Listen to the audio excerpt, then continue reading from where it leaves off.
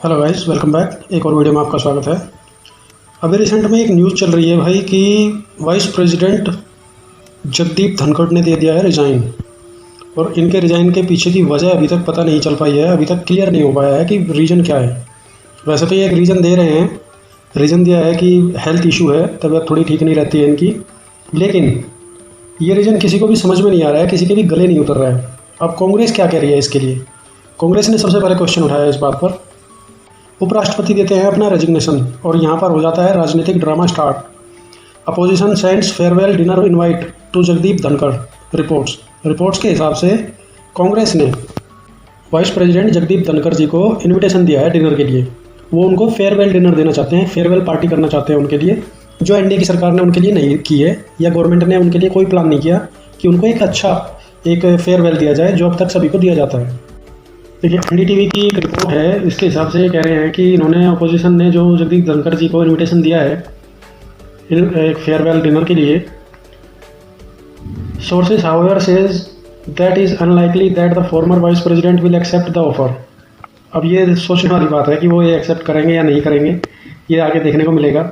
और अगर वो ऐसा करते हैं तो एनडीए के साथ उनकी बिगड़ती हुई नज़र आएगी, और जो नहीं लगता कि ऐसा वो करेंगे।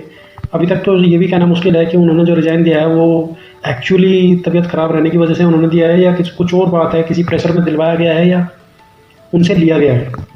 अब ये कांग्रेस कह रही है, the Congress has been alleging the Dhankhar was forced to resign after he accepted a notice signed by opposition MPs to remove justice Yashwant Varma from whose residence charred wads of currency notes were recovered a few months अगो।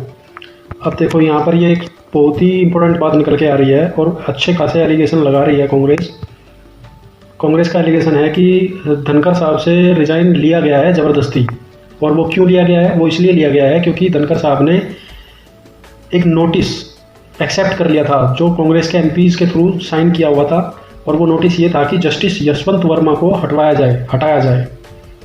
कौन है Yashwant Verma? Justice Yashwant Verma कौन है? ये वही justice है जिसके घर से कुछ जले हुए नोटों के बंडल मिले थे अभी ये 2 महीने मार्च में। ये वही जस्टिस वर्मा है। Dhankhar's resignation publicly attributed to health reasons followed a week of political turbulence. अब देखिए, पॉलिटिकल पार्टियां कहती कुछ है, करती कुछ है। वो जो बोलते हैं वो बिल्कुल सच नहीं होता, और जो वो करते हैं वो भी बिल्कुल सही नहीं होता। अब ये तो बताने वाली बात है। देखिए, पर्दा डालना पड़ता है बात पे। बात कुछ और होती है, दिखाया कुछ और जाता है। हाथी के दांत खाने के और दिखाने के और होते हैं। राजनीति में यही चलता है।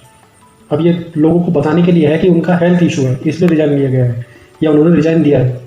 लेकिन क्या ये सच नहीं हो सकता जो कांग्रेस कह रही है? ये भी हो सकता है। जैसा कुछ अभी तक गवर्नमेंट की तरफ से कुछ भी सामने नहीं आया है, और ये सोचने वाली बात है कि गवर्नमेंट अभी तक चुप क्यों है इस मामले पर। गवर्नमेंट ने ना तो ये बता रही है कि उनकी रीज़न क्या रहा है, उन्होंने रिजाइन क्यों किया है। कि The demand was raised by Congress leader Jairam Ramesh at the meeting of Business Advisory Committee on Wednesday evening।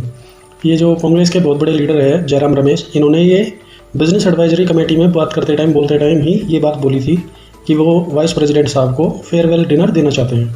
और गवर्नमेंट की तरफ से इस पर कुछ भी रिवर्ट नहीं आया है, कोई एक्शन नहीं आया, रिएक्शन नहीं आया है। उन्होंने कोई बात ऐसी नहीं बोली। The government however was silent on the issue and union minister JP Nadda and Kiran Rijiju did not respond on the demand, the sources said. No other opposition leader supported Ramesh on the demand, they said। देखिए, ये जो government के union minister है JP Nadda साहब, जो इससे पहले president भी थे बीजेपी के, और जो किरण रिजिजू है यूनियन मिनिस्टर है, ये भी, इनकी तरफ से कोई रिस्पॉन्स नहीं आ रहा है। इनसे जब बात की गई तो इन्होंने कुछ नहीं बताया इस बारे में, कुछ नहीं बोले, और बस इन्होंने ये बोल दिया कि जयराम रमेश ने अकेले ये बात बोली है, और कांग्रेस की किसी भी तरफ से ये बात नहीं बोली गई है, कोई और नहीं बोल रहा है ये बात। इनके हिसाब से कांग्रेस में सिर्फ जयराम रमेश ही ये बात बोल रहे हैं कि वो फेयरवेल डिनर देना चाहते हैं। अदरवाइज़ कांग्रेस की तरफ से, प्रॉपर पार्टी की तरफ से कोई ऐसी बात नहीं आई है। अब जो ये फेयरवेल पार्टी देने की बात हो रही है, उनको जो फेयरवेल देने की बात हो रही है, ये राज्यसभा में स्टार्ट हुई थी। और ये स्टार्ट कब हुई थी? ये तब राज्यसभा में स्टार्ट हुई जब वहाँ पे ऑलरेडी वहाँ के 6 राज्यसभा सांसद को, मेंबर्स को फेयरवेल दिया गया था, देने वाले थे, विदाई हो रही थी उन लोगों की। उन 6 लोगों के नाम ये आप स्क्रीन पर देख सकते हैं।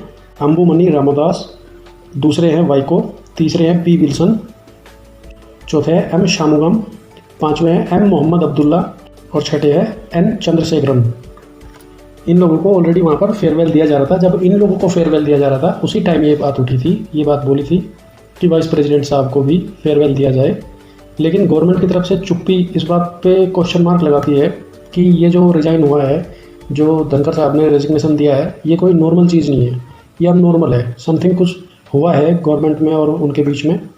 और ये देखने वाली बात होगी कि देखिए, किसी पर भी आंख बंद करके विश्वास करना ठीक नहीं है। ये पॉलिटिकल पार्टियां हैं और सभी अपने फ़ायदे के लिए काम करती है। अपने आप को, पार्टी को पावर में रखने के लिए ये कुछ भी करते हैं, कुछ भी कर सकते हैं।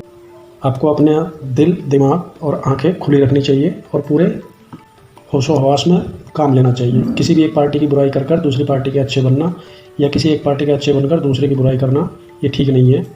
सभी पार्टियों को एक ही नज़र से देखना भी ठीक नहीं है। ओवरऑल मिलाकर बात सिर्फ इतनी है कि आंखें बंद कर किसी की भी बातों पर यकीन करना ठीक नहीं है, जब तक तथ्य सामने ना आ जाए, जब तक आप अपने खुद के दिमाग से एनालाइज न कर लो कि हाँ, सामने वाली बात जो बोली जा रही है या जो मुझे दिखाई जा रही है या मुझे दी जा रही है वो सही है।